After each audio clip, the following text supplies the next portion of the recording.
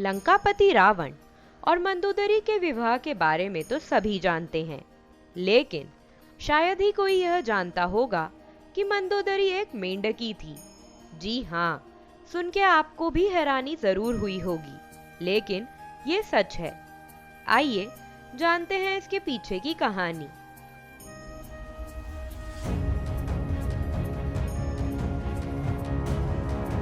नमस्कार, स्वागत है आपका हमारे channel the stories of Bharat में।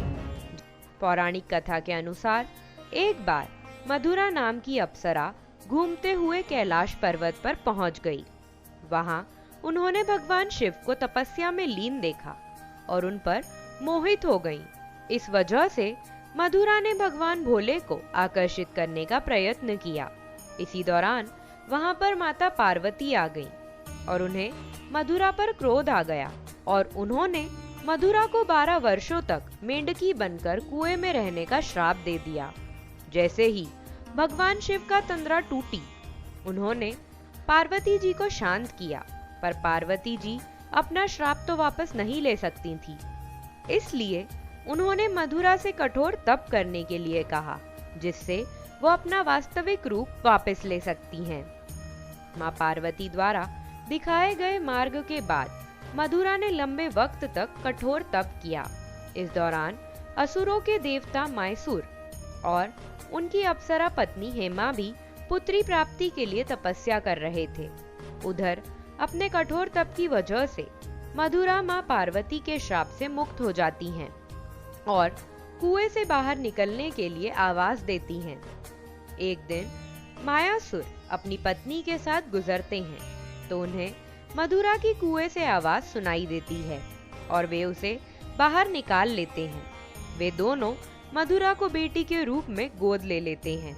मायासुर अपनी गोद ली हुई बेटी का नाम मंदोदरी रखते हैं।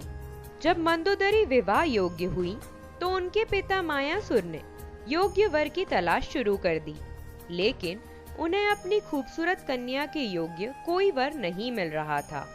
इस दौरान मायासुर ने त्रिलोक विजेता रावण से अपनी पुत्री का विवाह करने की बात सोची और रावण के सामने मंदोदरी से विवाह का प्रस्ताव रखा।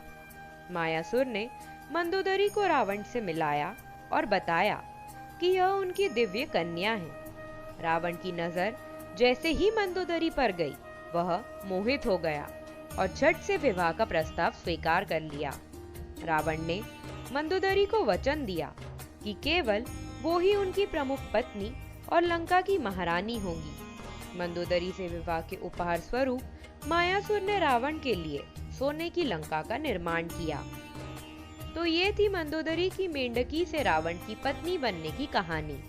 ऐसी ही नई जानकारी के लिए सब्सक्राइब करें हमारे चैनल को और वीडियो पसंद आए तो लाइक, शेयर और कमेंट करें।